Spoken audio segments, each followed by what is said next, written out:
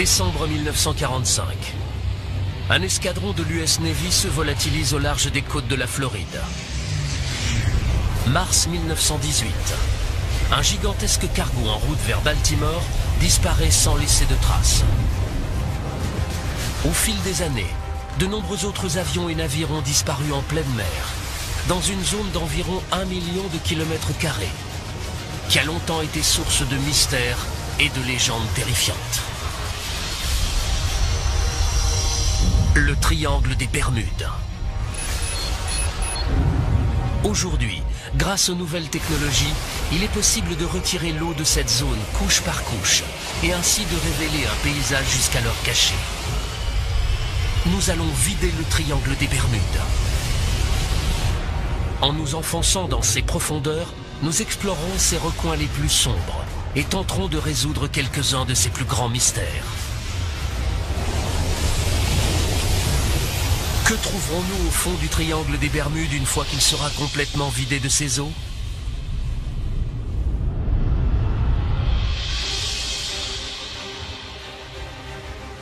Les Bermudes, un archipel situé à près de 1000 km de la côte est des États-Unis. Pendant des siècles, elles ont servi de mouillage aux navires de l'Atlantique, mais les eaux de l'archipel constituent une menace mortelle. Les Bermudes sont très attractives, mais également très dangereuses pour les marins qui n'ont jamais navigué dans ces eaux. Le seul nom de Bermudes suffisait à faire naître la peur dans le cœur des marins. L'archipel finit par être surnommé l'île des démons. Le paradoxe de cet archipel paradisiaque, c'est que pendant ces 2-3 premiers siècles, c'était littéralement un cimetière de bateaux. En tant que gardien des épaves historiques des Bermudes, Philippe Rouja est chargé de suivre et de surveiller les navires qui reposent au fond de la mer. Il y a de quoi faire, car ces eaux en abriteraient jusqu'à 300.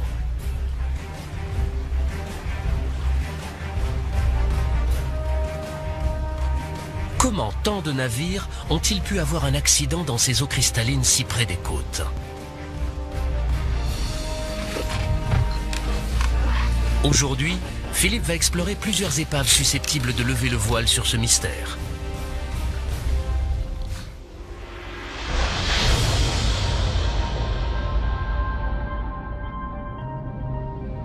Tout d'abord, la Marie Céleste, un bateau à vapeur à coque en fer qui transportait des vivres et des munitions pendant la guerre de sécession. Le navire a quitté les Bermudes, il est descendu jusqu'à la côte sud et il a coulé juste là. C'est très curieux parce que ce n'est vraiment qu'à 800 mètres du rivage. En plus, ce jour-là, la mer était plate et calme. Tout cela est très intriguant, on essaie de comprendre comment ça a pu arriver.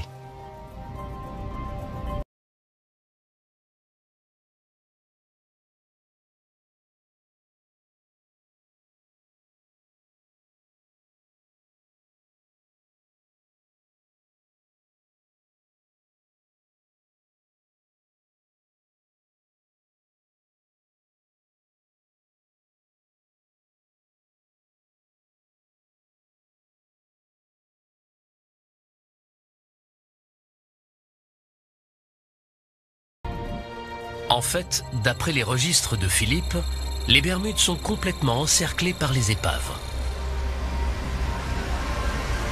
Il y a forcément quelque chose dans ces eaux qui menace les navires. Mais quoi? Pour le découvrir et résoudre d'autres mystères qui entourent le triangle des Bermudes depuis longtemps, nous avons besoin d'observer ce qui se cache sous l'eau. Nous devons vider la zone couche par couche, jusqu'à révéler un paysage extraordinaire, encore jamais vu.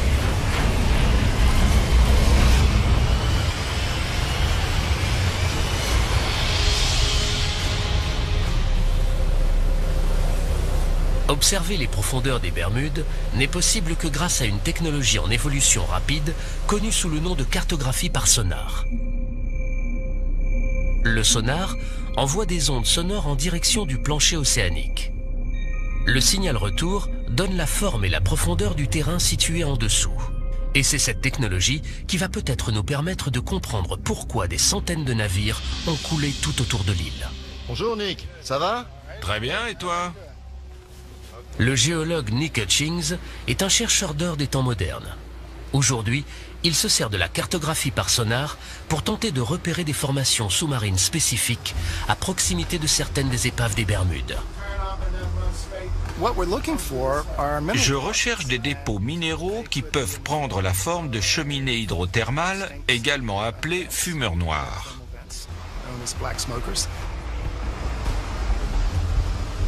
Nick croit que les cheminées aujourd'hui éteintes pourraient contenir des minéraux et des métaux rares. Je m'attends à y trouver de l'or et du cuivre. Et dans les croûtes, du platine, du cobalt, du nickel et surtout des terres rares, qui sont des métaux très importants car indispensables à la technologie moderne. Pour trouver les précieux métaux, Nick se sert d'un sondeur multifaisceau. Les données révèlent un extraordinaire paysage sous-marin autour des Bermudes, notamment ce qui semble être la crête d'une montagne. On a une sorte de grand plateau, surplombé par ce qu'on appelle la crête.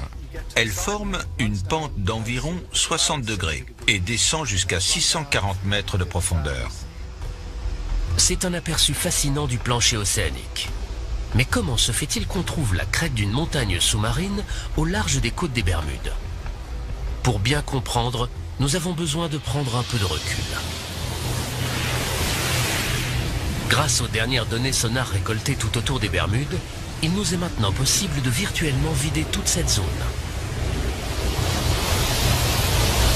Sans eau, le minuscule archipel semble perché au sommet d'une spectaculaire montagne. Un mont sous-marin de près de 4 km de haut, perdu au milieu de l'océan Atlantique. Comment est-il arrivé là? Si l'île est là aujourd'hui, c'est parce qu'une très importante éruption volcanique a eu lieu dans cette zone, qui est relativement isolée de la plaque océanique et qui s'étire depuis la première phase de développement de l'océan Atlantique. En plusieurs millions d'années, le volcan est devenu de plus en plus grand, jusqu'à dépasser de la surface de l'eau. Le volcan est entré en éruption, formant une gigantesque île volcanique qui s'élèverait près d'1 kilomètre au-dessus du niveau actuel de la mer. Le volcan s'est éteint il y a 30 millions d'années. Après ça, balayé par les vents et la pluie, la montagne s'est affaissée jusqu'à devenir un plateau.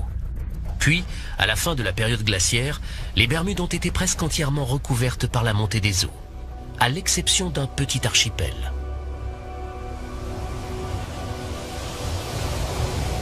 Depuis, des récifs se sont formés sur les pentes de cet ancien volcan et ceinturent aujourd'hui une grande partie des Bermudes. Les récifs des Bermudes sont une barrière naturelle qui nous protège de la fureur de l'océan, mais ils ont également mené beaucoup de marins à leur perte.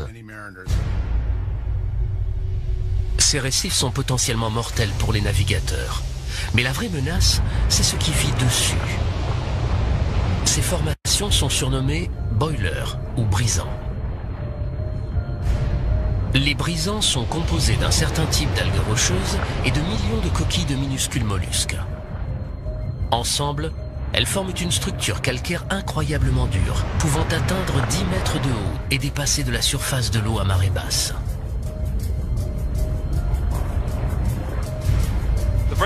Les brisants sont plus durs que les récifs qui les entourent. C'est pour ça qu'ils ont survécu et que leur processus de formation a perduré. En cas d'impact, ils risquent de sérieusement endommager la coque d'un bateau, qu'elle soit en bois ou en métal. Les brisants ont parfois des pointes acérées capables de déchirer la coque d'un bateau comme un ouvre-boîte et de le faire couler en quelques minutes. Et c'est quand la mer est calme qu'ils peuvent être les plus dangereux. L'ironie du sort, c'est que les brisants sont plus visibles lorsqu'il y a des vagues et de la houle. Donc en fait, c'est quand la mer est plate et calme qu'ils sont le plus dangereux parce qu'on ne les voit pas du tout. Les brisants sont responsables du naufrage de nombreuses épaves des Bermudes, dont celle de la Marie Céleste. Cette menace cachée entoure l'archipel, héritage mortel de son passé volcanique. Vider le triangle des Bermudes a permis d'expliquer la présence de centaines d'épaves. Mais il ne s'agit là que d'une toute petite zone, dans un immense triangle, délimité par l'archipel des Bermudes, la côte nord de Porto Rico au sud et la Floride à l'ouest. L'un des plus célèbres mythes du triangle des Bermudes remonte à la Seconde Guerre mondiale. Le vol 19, ou la patrouille perdue. Une équipe de plongeurs s'apprête à partir à la recherche d'un avion ayant participé aux curieux événements de cette fameuse journée. En vidant encore un peu plus le triangle des Bermudes, trouverons-nous des indices permettant d'élucider cette énigme? Le 5 décembre 1945, 5 torpilleurs TBF Avenger de l'US Navy quittent la base aéronavale de Fort Lauderdale en Floride. Cette opération a pour nom de code Vol 19. C'est un vol d'entraînement de routine le long de la côte atlantique. Aux commandes, le lieutenant Charles Taylor, pilote chevronné. Il a dirigé des dizaines de missions d'entraînement, mais ne connaît pas cette partie de la côte.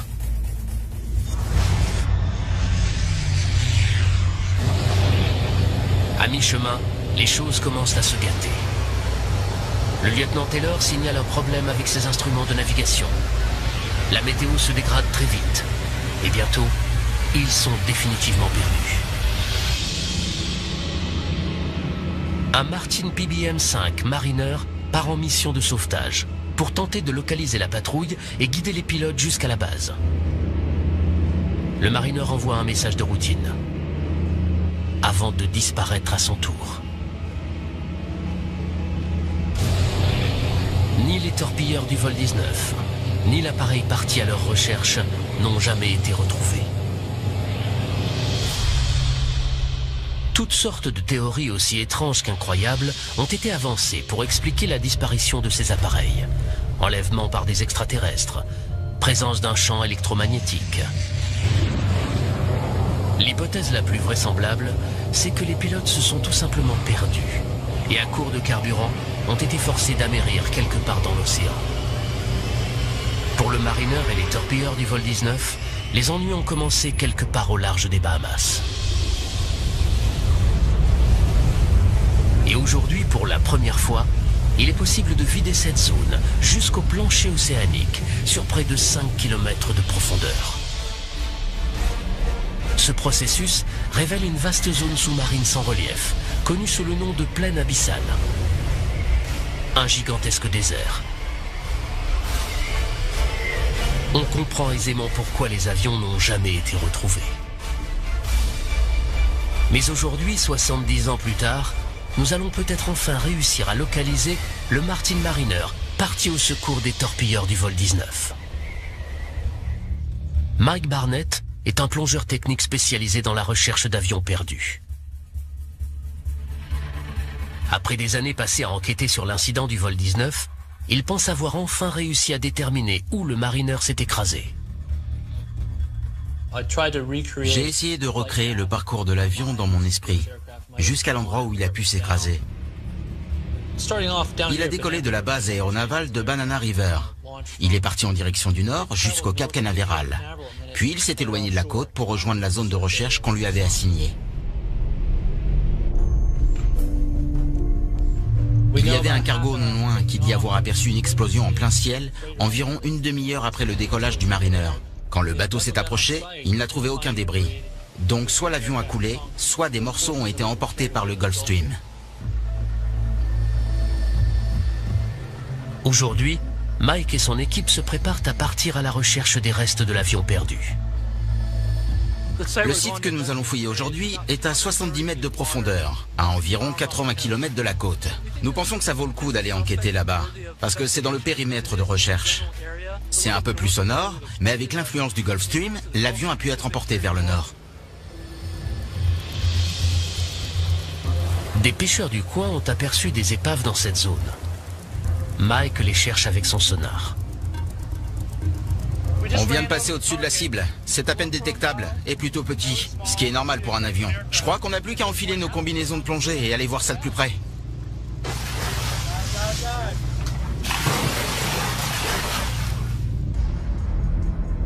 La cible est à plus de 65 mètres de profondeur Mike pense que c'est peut-être un avion, mais il ne peut pas encore dire s'il s'agit ou non du Mariner. À cette profondeur, la visibilité est très limitée et un fort courant rend les recherches très difficiles. On sait qu'on est proche, les épaves attirent les poissons et il y en a beaucoup ici, alors on sait qu'on n'est pas loin. Soudain, les plongeurs aperçoivent quelque chose dans la pénombre. C'est le train avant de l'appareil. Et juste à 2 pas, ils découvrent le fuselage rouillé d'un gros avion. Ce site est très intéressant, car il contient beaucoup de structures intactes. Avec le temps, il ne reste des avions que des morceaux éparpillés sur les fonds marins. Alors c'est assez spectaculaire. Pourrait-il s'agir de l'épave du Mariner?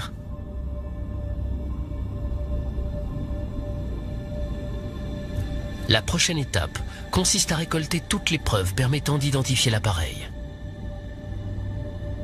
Il remarque des pylônes le long des ailes, qui servaient sans doute à relier les flotteurs à l'appareil. Apparemment, il s'agissait d'un avion amphibie. Il y a également des hublots sur le côté du fuselage, exactement comme sur un Mariner. Par ailleurs, le plan horizontal de l'appareil semble correspondre aux photos de l'avion disparu. Il s'agit donc peut-être de l'appareil parti au secours des torpilleurs du vol 19. Mais l'équipe n'a pas encore trouvé de preuves concluantes. C'est un avion, c'est sûr. Il présente des caractéristiques intéressantes. Il y a beaucoup d'éléments que l'on s'attendrait à retrouver sur un avion de sauvetage. Je vais rentrer et observer les photos et les vidéos. Je suis très excité. Tout cela mérite une enquête plus approfondie.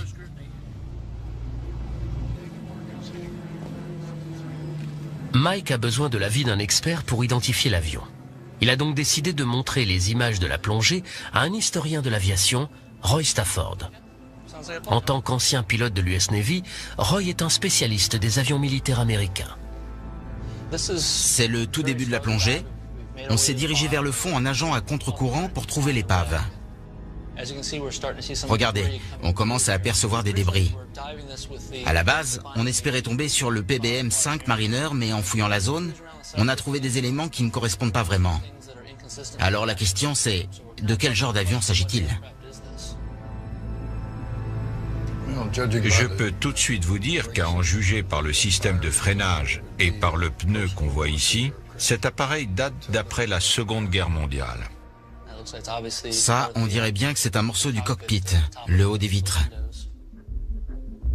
Roy est absolument certain que l'épave n'est pas celle du Mariner qu'il recherche. Mais si ce n'est pas l'avion de sauvetage disparu, alors qu'est-ce que c'est? La réponse à cette question pourrait peut-être permettre d'élucider un autre mystère du triangle des Bermudes. Regardez, c'est intéressant. Ce hublot est sans doute destiné à accueillir un appareil photo. Exactement. Et il y en a plusieurs à l'intérieur. Ils sont très remarquables et ont tout de suite attiré notre attention. On voit qu'il s'agit d'un bimoteur. Pour moi, c'est clair, il n'y a que 2 possibilités. Avec ces 2 pylônes de chaque côté, il s'agit soit d'un RB-66, soit d'un A3 de la Navy. Roy ne met pas longtemps à identifier formellement l'avion. C'est forcément un A3 Skywarrior. Quand on regarde tous les indices, le fuselage, les pylônes sous les ailes, l'angle de flèche sur le plan horizontal, le fait que le train d'atterrissage soit rentré dans le fuselage, ça ne fait aucun doute. Il s'agit d'un A3 Skywarrior. À l'époque, le A3 Skywarrior était le plus gros avion embarqué de la marine de guerre américaine. Et des dossiers de la Navy indiquent qu'en 1960, l'un d'entre eux s'est écrasé en essayant d'atterrir sur un porte-avions situé dans cette zone. Il est fort probable qu'il s'agisse de celui que Mike et son équipe ont découvert. Mais le Mariner parti à la recherche des torpilleurs du vol 19 est toujours introuvable. On va poursuivre les recherches. Cet avion est forcément quelque part. Reste juste à trouver où. Si nous vidions l'immense plaine abyssale qui entoure les Bahamas, nous réussirions certainement à localiser la patrouille perdue.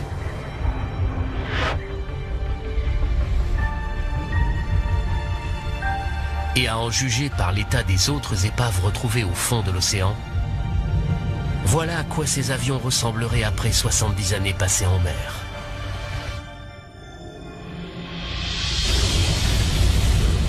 En vidant encore davantage le triangle des Bermudes et en nous enfonçant dans ses profondeurs, nous rencontrons un autre phénomène étrange. Dans les Bahamas, il existe de vieilles légendes à propos de monstres marins qui vivaient cachés dans de profondes grottes sous-marines. Des bêtes qui dévoreraient les hommes et les navires.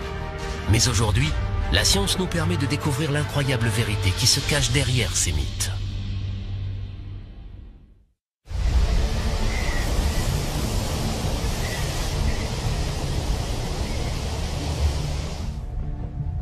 À seulement 80 km de la côte de Floride, dans la pointe ouest du triangle des Bermudes, se trouvent les Bahamas. Un archipel composé de plus de 700 îles. C'est ici que l'on trouve l'une des forces naturelles les plus mystérieuses du triangle des Bermudes. Des tourbillons qui, selon les légendes locales, sont capables d'aspirer hommes et navires. En vidant le triangle des Bermudes sur près de 5 km, nous découvrons un paysage à couper le souffle. Les Bahamas reposent sur un immense plateau calcaire qui s'élève depuis le plancher océanique. C'est le grand banc des Bahamas. Ces falaises, plus hautes que toutes celles que l'on trouve au-dessus du niveau de la mer, culminent à près de 4500 mètres, soit presque 3 fois la profondeur du Grand Canyon. En se rapprochant de la côte, on retrouve un autre phénomène, l'une des formations rocheuses les plus étranges de la planète, les trous bleus. De gigantesques cavités sous-marines qui s'enfoncent des centaines de mètres en dessous du niveau de la mer. Le trou bleu de Dean est le plus grand et le plus profond d'entre eux. Tom Ayliff est l'un des plus grands experts en trous bleus de la planète et il est bien conscient des dangers qu'ils représentent. Les trous bleus ont des pentes sableuses très raides. Il est déjà arrivé que des gens un peu imprudents s'approchent trop près du bord et tombent à l'intérieur. Au fil des années, plusieurs personnes ont trouvé la mort dans le trou bleu de Dean. En général, les locaux préfèrent rester à distance, car d'effrayantes légendes surnaturelles entourent ces lieux. Dans les Bahamas, les trous bleus font l'objet de beaucoup d'histoires et de légendes populaires. L'une d'entre elles raconte qu'un monstre du nom de Lusca vivrait au fond du trou bleu et que c'est lui qui, en respirant, ferait entrer et sortir l'eau de la cavité. On raconte aussi qu'en inspirant, Lusca aurait aspiré des navires qui se seraient trop approchés de la cavité.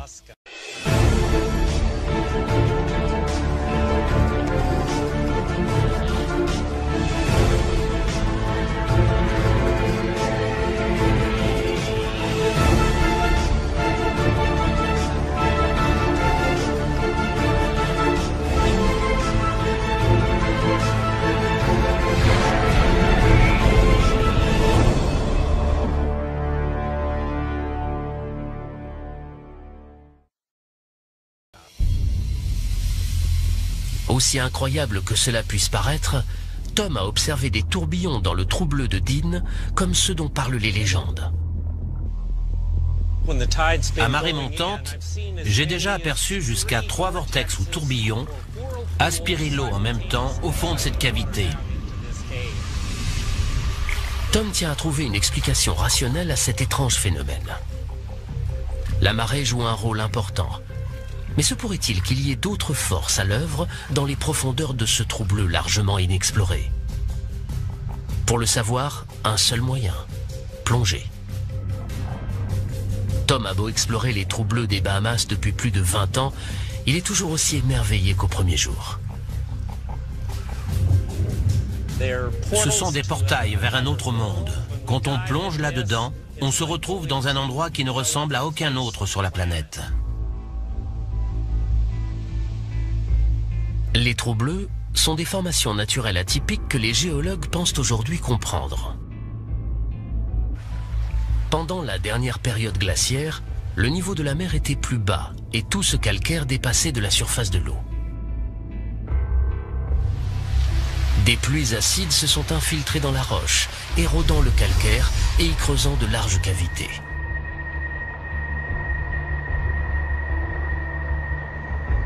Le plafond de ces cavités a fini par s'effondrer, créant ces fameux trous bleus en forme de bouteille.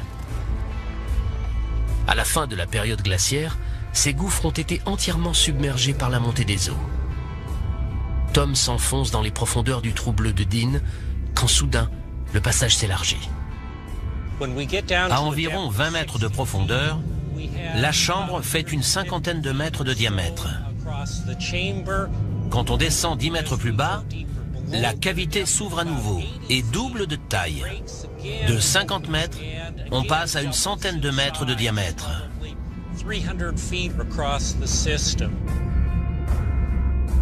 Soudain, à 35 mètres de profondeur, Tom aperçoit ce qui semble être des tunnels latéraux partant de l'entonnoir principal. Ils sont petits, mais exercent une puissante force de succion. Dans ces tunnels, il y a de puissants courants de marée qui essaient de nous aspirer. Nous ne sommes pas allés très loin et pourtant, au retour, il a fallu tirer de toutes nos forces sur la corde pour sortir. À 45 mètres de profondeur, Tom atteint sa limite. Il n'est jamais descendu plus bas. Seule une poignée de plongeurs spécialisés a osé s'aventurer plus loin.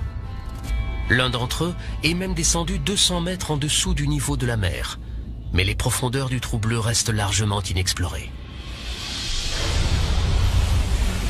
Nous savons qu'en vidant le trou bleu de Dean, nous révélerions non seulement la cavité en forme de bouteille, mais également un réseau de tunnels et de fissures qui s'enfoncent dans les profondeurs. Ce sont les flux d'eau qui entrent et sortent de ces tunnels qui génèrent les tourbillons, et non pas un monstre marin mythique. Sans eau, le trou bleu de Dean est une structure géologique certes terrifiante, mais entièrement naturelle.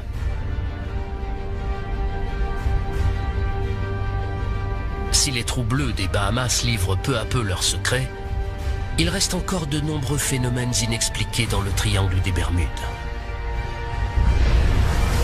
D'étranges légendes évoquent de gigantesques murs d'eau qui sortent de nulle part.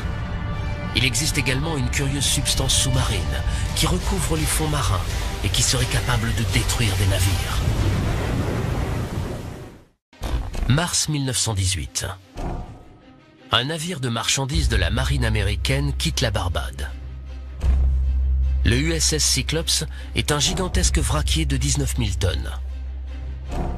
Il transporte une cargaison de manganèse et compte 309 hommes à bord. Un jour seulement après avoir levé l'ancre, il pénètre dans les eaux les plus profondes de tout le triangle des Bermudes et disparaît.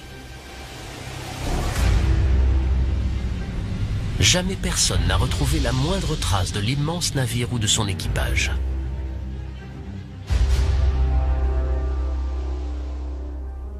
Pour Marvin Barash, cette histoire est une tragédie personnelle. Mon grand-oncle, Lawrence Merkel, était pompier à bord du navire. Il avait tout juste 20 ans et faisait partie des 309 membres d'équipage. En général, quand les bateaux disparaissent, on retrouve toujours quelque chose. Le bout d'un canot de sauvetage, un peu de la cargaison, un morceau d'épave. Mais là, rien. Le fait qu'aucun morceau d'épave n'ait jamais été retrouvé a alimenté les théories les plus folles. On s'est mis à raconter toutes sortes d'histoires étranges. Un journal de Washington, D.C. prétendait que des pirates avaient pris le contrôle du bateau et qu'ils voguaient sur les eaux de l'Amazone. D'autres disaient qu'il était tombé aux mains d'un sous-marin allemand. On a également parlé de monstres marins, de pieuvres géantes. Il y avait même des images dans plusieurs journaux du pays. Marvin a passé toute sa vie à tenter de découvrir ce qui était réellement arrivé au Cyclops.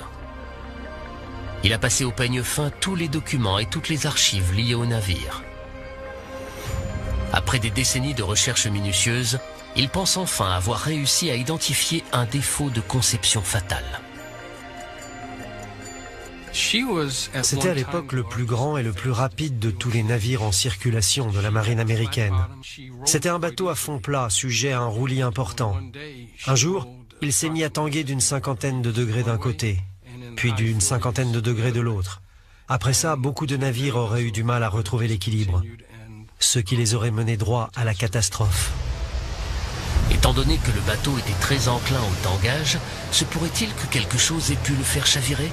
Quelque chose d'extraordinaire? Pendant des siècles, les vagues scélérates ont alimenté de nombreuses histoires de marins. De gigantesques murs d'eau sortis de nulle part, engloutissant tous les navires sur leur passage. Pendant plusieurs centaines d'années, nombreux sont ceux qui considéraient les vagues scélérates comme des légendes. Des marins revenaient au port en disant qu'ils avaient vu ces fameuses vagues et qu'ils y avaient survécu. Selon le docteur Simon Boxall, ces vieilles légendes de vieux loups de mer ne peuvent plus être ignorées. Grâce aux satellites, on peut observer la planète entière en quelques jours. Au cours des 20 dernières années, nous avons détecté et mesuré des vagues scélérates qui, dans certains cas, faisaient plus de 30 mètres de haut. Donc elles existent. Ces vagues géantes ont même parfois été filmées.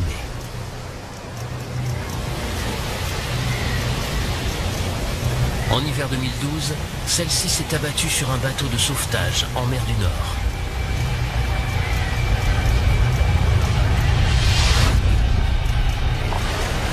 Étant donné les conditions météorologiques extrêmes dans le triangle des Bermudes, des vagues scélérates d'une telle envergure pourraient-elles s'y former? On a l'Atlantique Nord, les tempêtes équatoriales, les fréquents ouragans, les orages qui arrivent du golfe du Mexique. Tous ces éléments combinés créent une mer très instable et agitée avec des vagues scélérates. Les eaux agitées du triangle des Bermudes ont-elles produit une vague scélérate assez grande pour couler le Cyclops?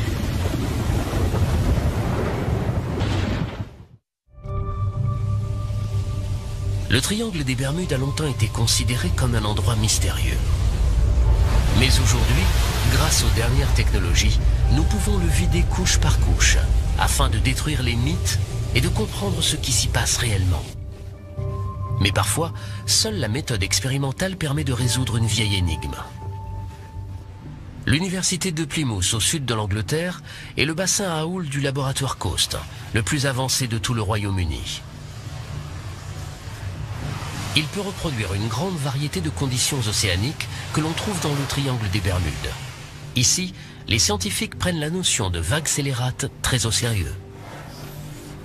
Essayons de reproduire une vague de 16 mètres. Aujourd'hui, les océanographes font une expérience pour déterminer si une vague scélérate aurait pu couler un bateau aussi grand que le Cyclops disparu.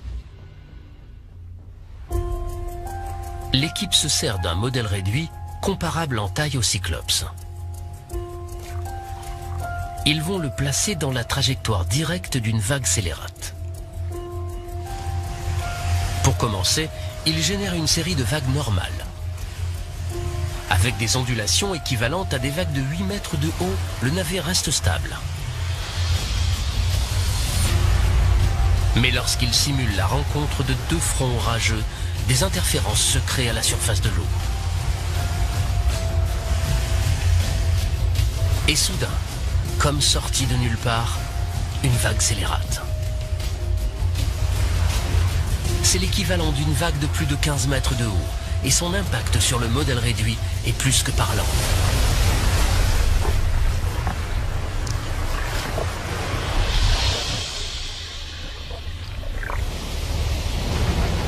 Cela prouve bien qu'en théorie, une vague scélérate aurait très bien pu couler le Cyclops.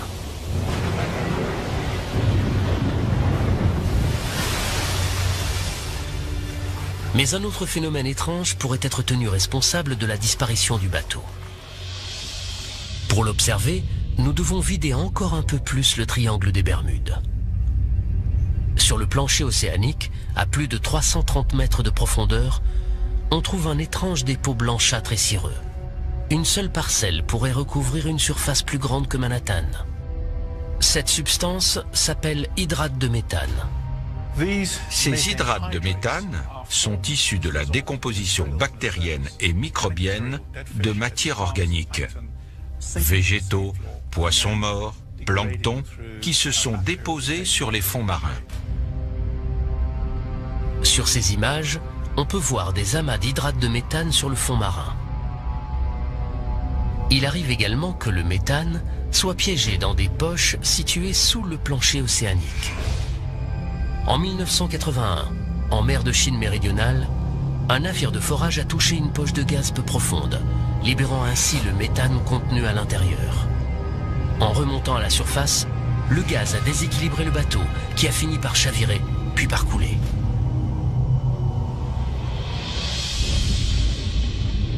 N'importe quelle perturbation importante du plancher océanique, comme un séisme ou un glissement de terrain, risque de déloger un gros bloc d'hydrate de méthane, qui en remontant vers la surface, se transforme en gaz. Une éruption d'hydrate de méthane aurait donc très bien pu faire chavirer l'USS Cyclops, surtout quand on sait qu'il était enclin au roulis. Mais le seul moyen de déterminer ce qui est vraiment arrivé au bateau, c'est de trouver son épave. J'ai étudié le sujet en long en large, et je pense savoir approximativement jusqu'où le navire est allé après avoir levé l'ancre. Je crois qu'il a navigué pendant environ une journée et qu'il a coulé au nord-ouest de Porto Rico.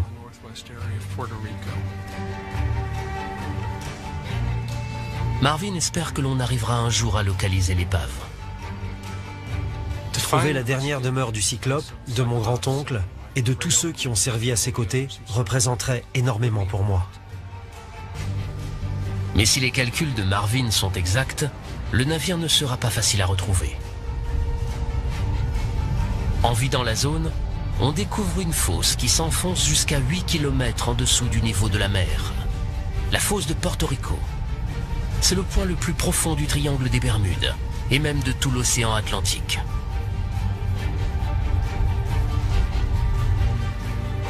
En explorant cette gigantesque dépression sous-marine, des scientifiques se sont rendus compte qu'elle recelait peut-être le plus mortel de tous les secrets du triangle des Bermudes. La source d'un tsunami potentiellement dévastateur. Le plus terrible secret du triangle des Bermudes réside peut-être dans sa partie la plus profonde, la fosse de Porto Rico. Aussi, les scientifiques se pressent pour explorer ces régions sous-marines pratiquement inaccessibles. Ici, dans les laboratoires de la télédétection de la National Geographic Society, on a mis au point une toute nouvelle technologie pour filmer le fond de l'océan. Son nom, la Dropcam. Parfait, on peut y aller. Après des années de développement, l'ingénieur en chef Eric Berkenpass a enfin décidé de tester sa caméra dans l'océan, au large du Chili. L'appareil est non motorisé.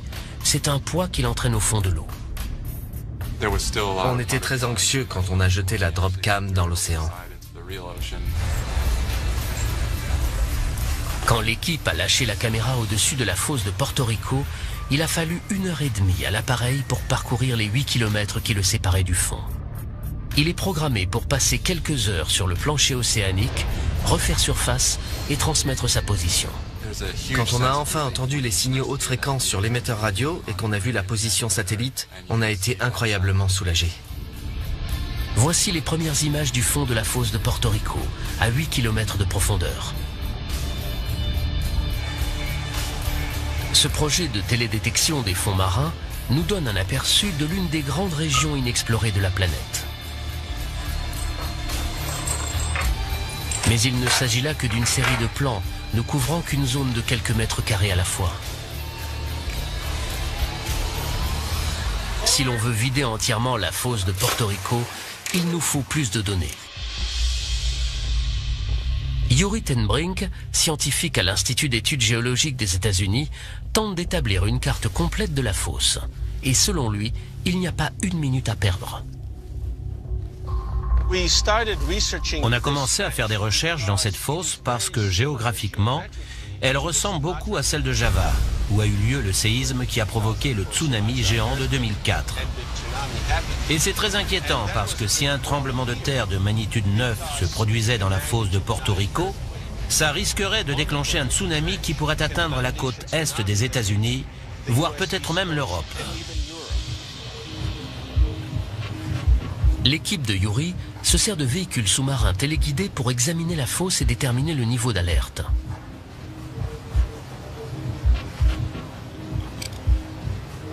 Les véhicules envoient des ondes sonores afin d'obtenir une lecture du terrain aussi précise que possible.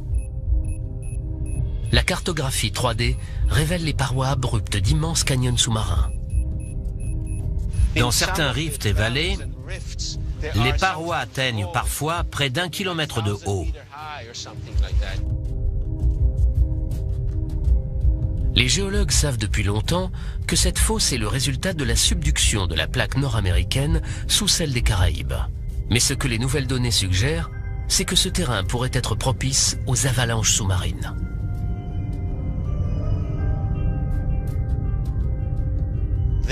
Ces glissements de terrain peuvent déplacer des rochers dans des zones de plusieurs centaines de kilomètres carrés, qui ont la taille de grandes villes. Ces blocs de pierre font au moins 200 mètres d'épaisseur et peuvent atteindre 10 voire 20 kilomètres de long. Un glissement sous-marin de cette envergure pourrait provoquer un tsunami qui risquerait de menacer la côte est des États-Unis, comme le craignait Yuri. Pensez à Boston, Charleston, Baltimore et à toutes les centrales nucléaires situées le long de la côte. S'il y a un risque de tsunami, il faut s'y préparer.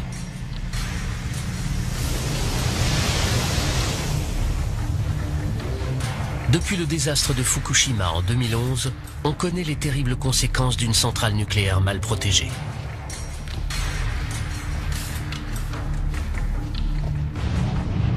Pour qu'un tsunami équivalent atteigne la côte américaine, il faudrait qu'un séisme de magnitude 9 se produise dans la fosse. Pour évaluer la probabilité que cela arrive, l'équipe de Yuri a prélevé des échantillons de roches dans la fosse pour les analyser en laboratoire.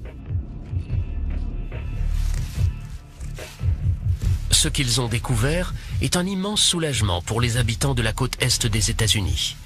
Mais ceux qui vivent plus près de la fosse, eux, ne sont pas à l'abri de la catastrophe.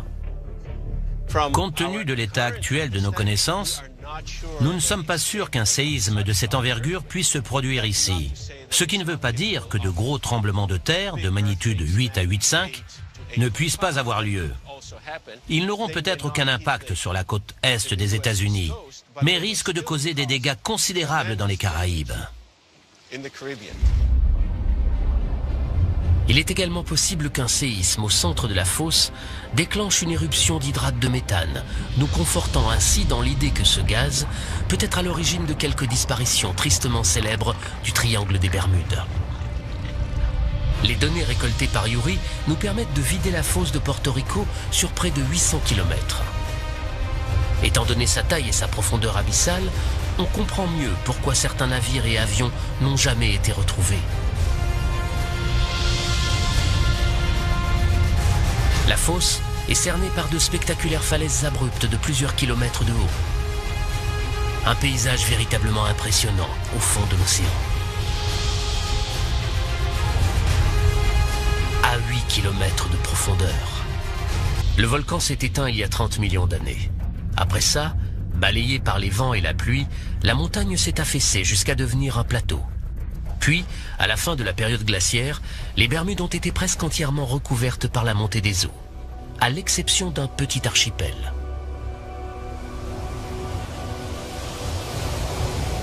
Depuis, des récifs se sont formés sur les pentes de cet ancien volcan et ceinturent aujourd'hui une grande partie des Bermudes. Les récifs des Bermudes sont une barrière naturelle qui nous protège de la fureur de l'océan, mais ils ont également mené beaucoup de marins à leur perte. Ces récifs sont potentiellement mortels pour les navigateurs. Mais la vraie menace, c'est ce qui vit dessus. Ces formations sont surnommées boilers ou brisants. Les brisants sont composés d'un certain type d'algues rocheuses et de millions de coquilles de minuscules mollusques. Ensemble, Elles forment une structure calcaire incroyablement dure, pouvant atteindre 10 mètres de haut et dépasser de la surface de l'eau à marée basse.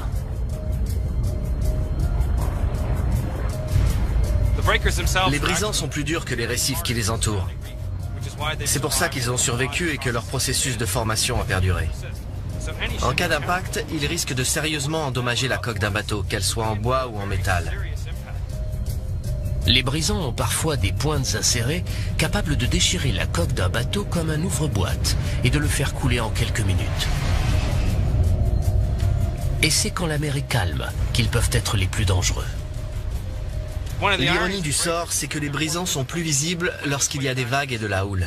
Donc en fait, c'est quand la mer est plate et calme qu'ils sont le plus dangereux parce qu'on ne les voit pas du tout. Les brisants sont responsables du naufrage de nombreuses épaves des Bermudes, dont celle de la Marie Céleste. Cette menace cachée entoure l'archipel, héritage mortel de son passé volcanique. Vider le triangle des Bermudes a permis d'expliquer la présence de centaines d'épaves. Mais il ne s'agit là que d'une toute petite zone, dans un immense triangle, délimité par l'archipel des Bermudes, la côte nord de Porto Rico au sud et la Floride à l'ouest. L'un des plus célèbres mythes du triangle des Bermudes remonte à la Seconde Guerre mondiale. Le vol 19, ou la patrouille perdue. Une équipe de plongeurs s'apprête à partir à la recherche d'un avion ayant participé au curieux événement de cette fameuse journée. En vidant encore un peu plus le triangle des Bermudes, trouverons-nous des indices permettant d'élucider cette énigme? Le sang. Mais aujourd'hui, grâce aux dernières technologies, nous pouvons le vider couche par couche, afin de détruire les mythes et de comprendre ce qui s'y passe réellement. Mais parfois, seule la méthode expérimentale permet de résoudre une vieille énigme. L'université de Plymouth, au sud de l'Angleterre, est le bassin à houle du laboratoire Coast, le plus avancé de tout le Royaume-Uni. Il peut reproduire une grande variété de conditions océaniques que l'on trouve dans le triangle des Bermudes. Ici, les scientifiques prennent la notion de vague scélérate très au sérieux. Essayons de reproduire une vague de 16 mètres. Aujourd'hui, les océanographes font une expérience pour déterminer si une vague scélérate aurait pu couler un bateau aussi grand que le Cyclops disparu. L'équipe se sert d'un modèle réduit comparable en taille au Cyclops. Ils vont le placer dans la trajectoire directe d'une vague scélérate. Pour commencer, ils génèrent une série de vagues normales. Avec des ondulations équivalentes à des vagues de 8 mètres de haut, le navire reste stable. Mais lorsqu'il simule la rencontre de deux fronts orageux, des interférences se créent à la surface de l'eau. Et soudain, comme sortie de nulle part, une vague scélérate. C'est l'équivalent d'une vague de plus de 15 mètres de haut, et son impact sur le modèle réduit est plus que parlant.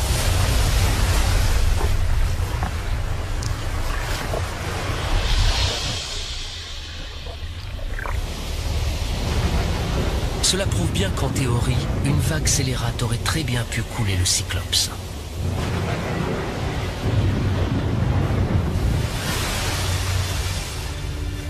Mais un autre phénomène étrange pourrait être tenu responsable de la disparition du bateau.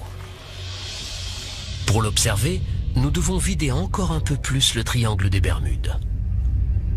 Sur le plancher océanique, à plus de 330 mètres de profondeur, on trouve un étrange dépôt blanchâtre et cireux. Une seule parcelle pourrait recouvrir une surface plus grande que Manhattan. Cette substance s'appelle hydrate de méthane. Ces hydrates de méthane sont issus de la décomposition bactérienne et microbienne de matière organique. Végétaux, poissons morts, plancton, qui se sont déposés sur les fonds marins. Sur ces images, on peut voir des amas d'hydrate de méthane sur le fond marin. Il arrive également que le méthane soit piégé dans des poches situées sous le plancher océanique. Des pluies acides se sont infiltrées dans la roche, érodant le calcaire et y creusant de larges cavités.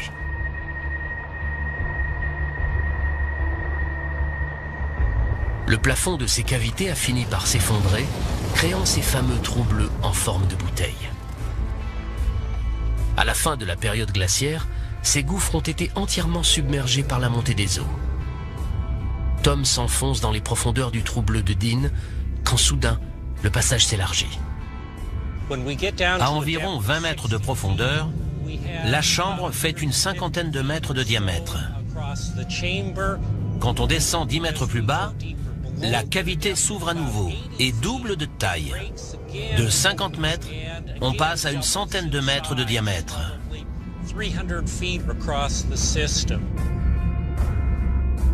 Soudain, à 35 mètres de profondeur, Tom aperçoit ce qui semble être des tunnels latéraux partant de l'entonnoir principal. Ils sont petits, mais exercent une puissante force de succion. Dans ces tunnels, il y a de puissants courants de marée qui essaient de nous aspirer. Nous ne sommes pas allés très loin, et pourtant, au retour, il a fallu tirer de toutes nos forces sur la corde pour sortir. À 45 mètres de profondeur, Tom atteint sa limite. Il n'est jamais descendu plus bas. Seule une poignée de plongeurs spécialisés a osé s'aventurer plus loin. L'un d'entre eux est même descendu 200 mètres en dessous du niveau de la mer. Mais les profondeurs du trou bleu restent largement inexplorées. Nous savons qu'en vidant le trou bleu de Dean, nous révélerions non seulement la cavité en forme de bouteille, mais également un réseau de tunnels et de fissures qui s'enfoncent dans les profondeurs. Ce sont les flux d'eau qui entrent et sortent de ces tunnels qui génèrent les tourbillons, et non pas un monstre marin mythique. Sans eau, le trou bleu de Dean est une structure géologique certes terrifiante, mais entièrement naturelle.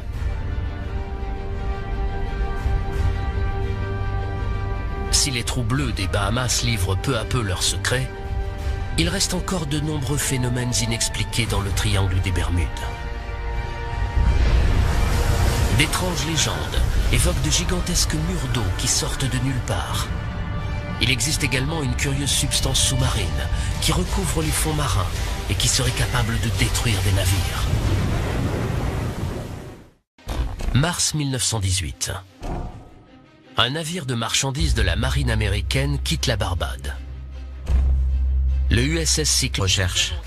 C'est un peu plus sonore, mais avec l'influence du Gulf Stream, l'avion a pu être emporté vers le nord. Des pêcheurs du coin ont aperçu des épaves dans cette zone. Mike les cherche avec son sonar. On vient de passer au-dessus de la cible. C'est à peine détectable et plutôt petit, ce qui est normal pour un avion. Je crois qu'on n'a plus qu'à enfiler nos combinaisons de plongée et aller voir ça de plus près.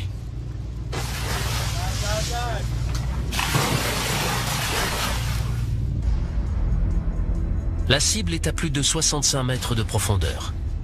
Mike pense que c'est peut-être un avion, mais il ne peut pas encore dire s'il s'agit ou non du Mariner. À cette profondeur, la visibilité est très limitée et un fort courant rend les recherches très difficiles. On sait qu'on est proche, les épaves attirent les poissons et il y en a beaucoup ici, alors on sait qu'on n'est pas loin. Soudain, les plongeurs aperçoivent quelque chose dans la pénombre. C'est le train avant de l'appareil. Et juste à 2 pas, ils découvrent le fuselage rouillé d'un gros avion. Ce site est très intéressant, car il contient beaucoup de structures intactes. Avec le temps, il ne reste des avions que des morceaux éparpillés sur les fonds marins. Alors c'est assez spectaculaire. Pourrait-il s'agir de l'épave du Mariner ?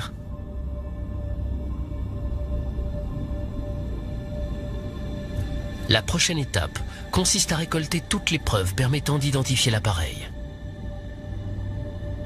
Il remarque des pylônes le long des ailes, qui servaient sans doute à relier les flotteurs à l'appareil. Apparemment, il s'agissait d'un avion amphibie. Il y a également des hublots sur le côté du fuselage, exactement comme sur un Mariner. Par ailleurs, le plan horizontal de l'appareil semble correspondre aux photos de l'avion disparu. Il s'agit donc peut-être de l'appareil parti au secours des torpilleurs du vol 19. Mais l'équipe n'a pas encore trouvé de preuves concluantes. C'est un avion, c'est sûr. Il présente des caractéristiques intéressantes. Il y a beaucoup d'éléments que l'on s'attendrait à retrouver sur un avion de sauvetage. Je vais rentrer et observer les photos et les vidéos. Je suis très excité. Tout cela mérite une enquête plus approfondie.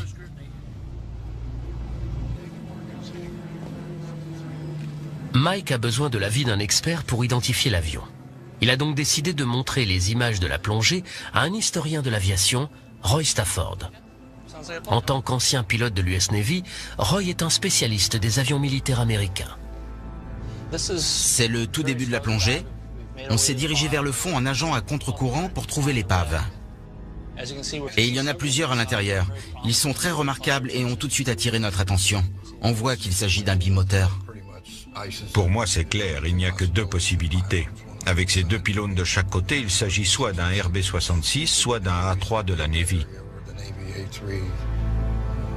Roy ne met pas longtemps à identifier formellement l'avion. C'est forcément un A3 Skywarrior. Quand on regarde tous les indices, le fuselage, les pylônes sous les ailes, l'angle de flèche sur le plan horizontal, le fait que le train d'atterrissage soit rentré dans le fuselage, ça ne fait aucun doute. Il s'agit d'un A3 Skywarrior. À l'époque, le A3 Skywarrior était le plus gros avion embarqué de la marine de guerre américaine. Et des dossiers de la Navy indiquent qu'en 1960, l'un d'entre eux s'est écrasé en essayant d'atterrir sur un porte-avions situé dans cette zone. Il est fort probable qu'il s'agisse de celui que Mike et son équipe ont découvert. Mais le marinaire parti à la recherche des torpilleurs du vol 19 est toujours introuvable. On va poursuivre les recherches. Cet avion est forcément quelque part. Reste juste à trouver où. Si nous vidions l'immense plaine abyssale qui entoure les Bahamas, nous réussirions certainement à localiser la patrouille perdue.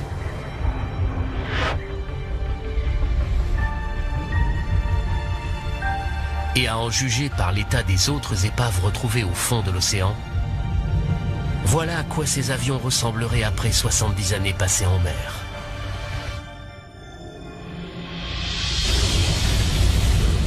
En vidant encore davantage le triangle des Bermudes et en nous enfonçant dans ses profondeurs, nous rencontrons un autre phénomène étrange.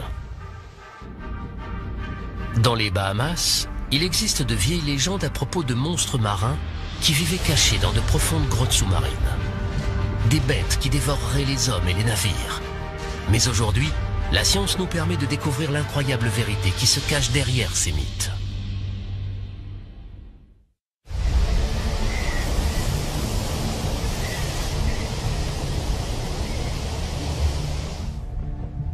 À seulement 80 km de la côte de Floride, dans la pointe ouest du triangle des Bermudes, se trouvent les Bahamas. Un archipel composé de plus de 700 îles. C'est ici que l'on trouve l'une des forces naturelles les plus mystérieuses du triangle des Bermudes. Des tourbillons qui, selon les légendes locales, sont capables d'aspirer hommes et navires, en vidant le triangle des Bermudes et même de tout l'océan Atlantique.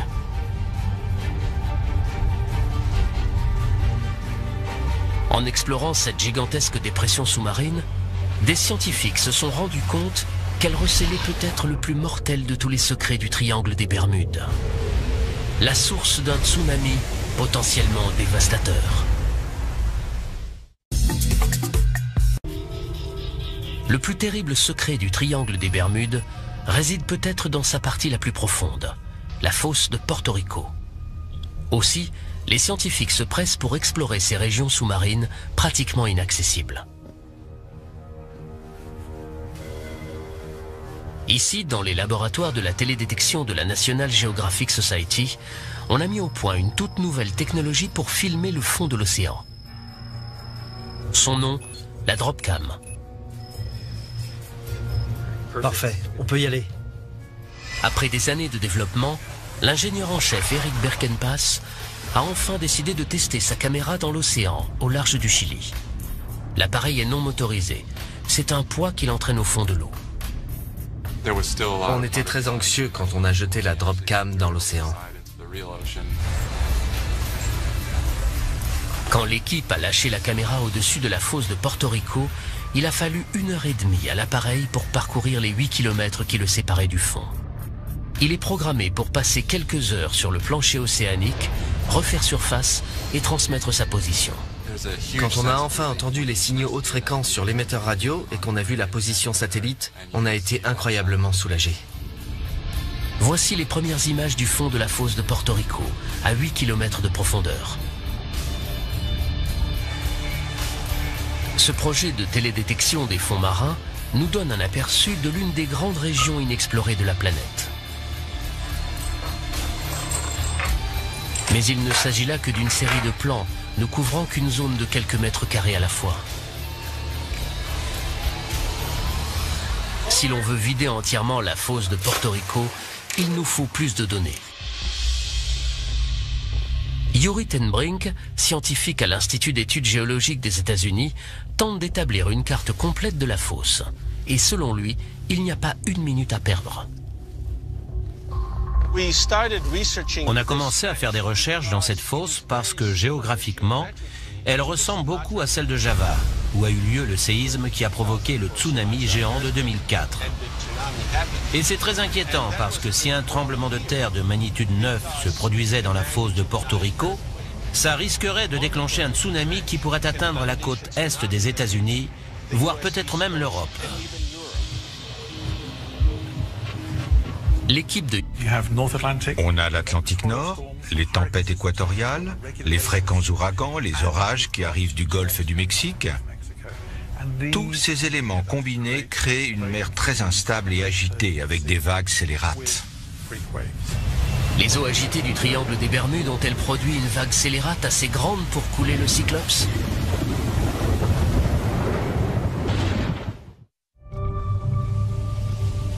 Le triangle des Bermudes a longtemps été considéré comme un endroit mystérieux. Mais aujourd'hui, grâce aux dernières technologies, nous pouvons le vider couche par couche, afin de détruire les mythes et de comprendre ce qui s'y passe réellement. Mais parfois, seule la méthode expérimentale permet de résoudre une vieille énigme. L'université de Plymouth, au sud de l'Angleterre, est le bassin à houle du laboratoire Coast, le plus avancé de tout le Royaume-Uni. Il peut reproduire une grande variété de conditions océaniques que l'on trouve dans le triangle des Bermudes. Ici, les scientifiques prennent la notion de vague scélérate très au sérieux. Essayons de reproduire une vague de 16 mètres. Aujourd'hui, les océanographes font une expérience pour déterminer si une vague scélérate aurait pu couler un bateau aussi grand que le Cyclops disparu. L'équipe se sert d'un modèle réduit comparable en taille au Cyclops. Ils vont le placer dans la trajectoire directe d'une vague scélérate. Pour commencer, ils génèrent une série de vagues normales. Avec des ondulations équivalentes à des vagues de 8 mètres de haut, le navire reste stable. Mais lorsqu'ils simulent la rencontre de deux fronts orageux, des interférences se créent à la surface de l'eau. Et soudain, comme sortie de nulle part, une vague scélérate. C'est l'équivalent d'une vague de plus de 15 mètres de haut, et son impact sur le modèle réduit est plus que parlant.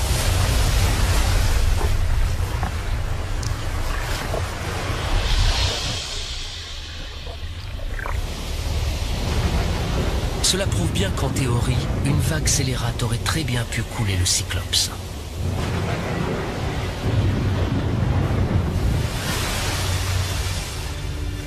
Mais un autre phénomène étrange pourrait être tenu responsable de la disparition du bateau.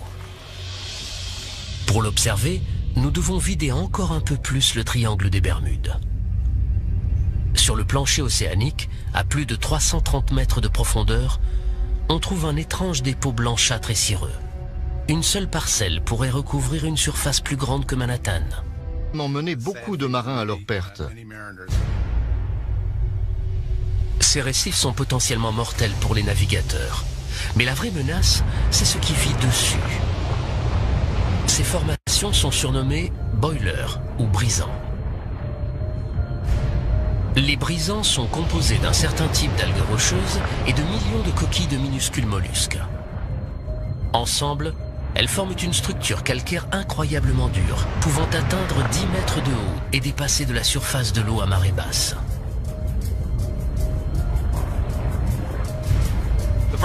Les brisants sont plus durs que les récifs qui les entourent.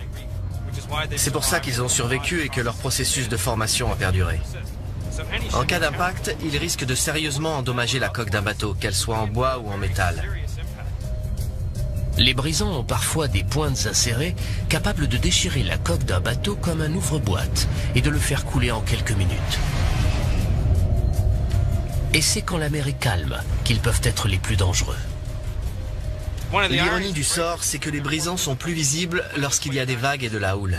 Donc en fait, c'est quand la mer est plate et calme qu'ils sont le plus dangereux parce qu'on ne les voit pas du tout. Les brisants sont responsables du naufrage de nombreuses épaves des Bermudes, dont celle de la Marie Céleste. Cette menace cachée entoure l'archipel, héritage mortel de son passé volcanique. Vider le triangle des Bermudes a permis d'expliquer la présence de centaines d'épaves. Mais il ne s'agit là que d'une toute petite zone, dans un immense triangle, délimité par l'archipel des Bermudes, la côte nord de Porto Rico au sud et la Floride à l'ouest. L'un des plus célèbres mythes du triangle des Bermudes remonte à la Seconde Guerre mondiale. Le vol 19, ou la patrouille perdue. Une équipe de plongeurs s'apprête à partir à la recherche d'un avion ayant participé aux curieux événements de cette fameuse journée. En vidant encore un peu plus le triangle des Bermudes, trouverons-nous des indices permettant d'élucider cette énigme? Le 5 décembre 1945, 5 torpilleurs TBF Avenger de l'US Navy quittent la base aéronavale de Fort Lauderdale en Floride. Cette opération a pour nom de code Vol 19. C'est un vol d'entraînement de routine le long de la côte atlantique. Aux commandes, le lieutenant Charles Taylor, pilote chevronné. Il a dirigé des dizaines de missions d'entraînement, mais ne connaît pas cette partie de la côte. Je m'attends à y trouver de l'or et du cuivre. Et dans les croûtes, du platine, du cobalt, du nickel et surtout des terres rares, qui sont des métaux très importants car indispensables à la technologie moderne. Pour trouver les précieux métaux, Nick se sert d'un sondeur multifaisceau. Les données révèlent un extraordinaire paysage sous-marin autour des Bermudes, notamment ce qui semble être la crête d'une montagne. On a une sorte de grand plateau, surplombé par ce qu'on appelle la crête. Elle forme une pente d'environ 60 degrés et descend jusqu'à 640 mètres de profondeur.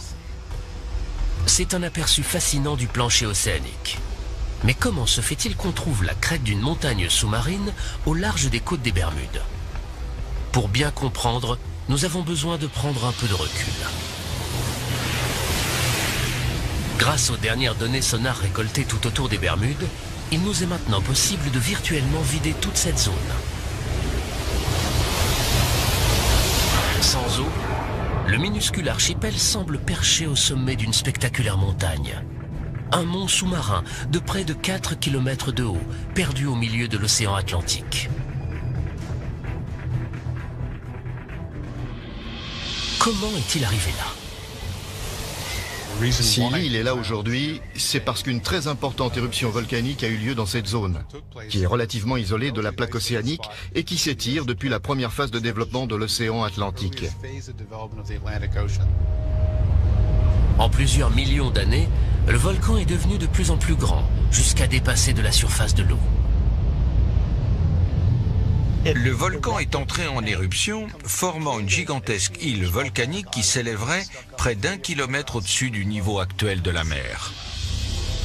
Le volcan s'est éteint il y a 30 millions d'années. Après ça, Balayée par les vents et la pluie, la montagne s'est affaissée jusqu'à devenir un plateau. Puis, à la fin de la période glaciaire, les Bermudes ont été presque entièrement recouvertes par la montée des eaux, à l'exception d'un petit archipel.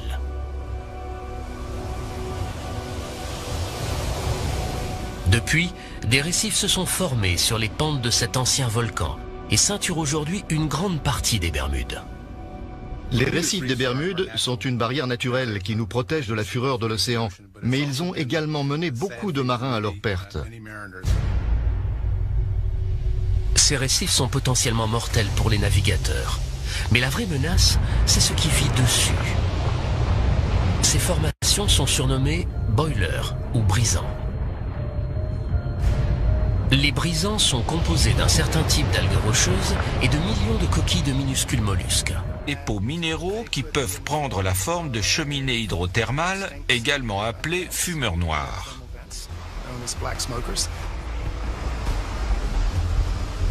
Nick croit que les cheminées aujourd'hui éteintes pourraient contenir des minéraux et des métaux rares. Je m'attends à y trouver de l'or et du cuivre. Et dans les croûtes, du platine, du cobalt, du nickel et surtout des terres rares, qui sont des métaux très importants car indispensables à la technologie moderne. Pour trouver les précieux métaux, Nick se sert d'un sondeur multifaisceau. Les données révèlent un extraordinaire paysage sous-marin autour des Bermudes, notamment ce qui semble être la crête d'une montagne. On a une sorte de grand plateau, surplombé par ce qu'on appelle la crête. Elle forme une pente d'environ 60 degrés et descend jusqu'à 640 mètres de profondeur. C'est un aperçu fascinant du plancher océanique. Mais comment se fait-il qu'on trouve la crête d'une montagne sous-marine au large des côtes des Bermudes ? Pour bien comprendre, nous avons besoin de prendre un peu de recul. Grâce aux dernières données sonars récoltées tout autour des Bermudes, il nous est maintenant possible de virtuellement vider toute cette zone. Sans eau, le minuscule archipel semble perché au sommet d'une spectaculaire montagne. Un mont sous-marin de près de 4 km de haut, perdu au milieu de l'océan Atlantique. Comment est-il arrivé là ? Si l'île est là aujourd'hui, c'est parce qu'une très importante éruption volcanique a eu lieu dans cette zone, qui est relativement isolée de la plaque océanique et qui s'étire depuis la première phase de développement de l'océan Atlantique. En plusieurs millions d'années, le volcan est devenu de plus en plus grand, jusqu'à dépasser de la surface de l'eau. Le volcan est entré en éruption, formant une gigantesque île volcanique qui s'élèverait près d'1 kilomètre au-dessus du niveau actuel de la mer. Le volcan s'est éteint il y a 30 millions d'années. Après ça, balayée par les vents et la pluie, la montagne s'est affaissée jusqu'à devenir un plateau. Puis, à la fin de la période glaciaire, les Bermudes ont été presque entièrement recouvertes par la montée des eaux, à l'exception d'un petit archipel.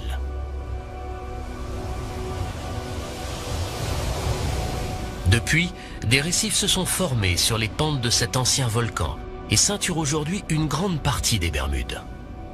Les récifs des Bermudes sont une barrière naturelle qui nous protège de la fureur de l'océan, mais ils ont également mené beaucoup de marins à leur perte. Ces récifs sont potentiellement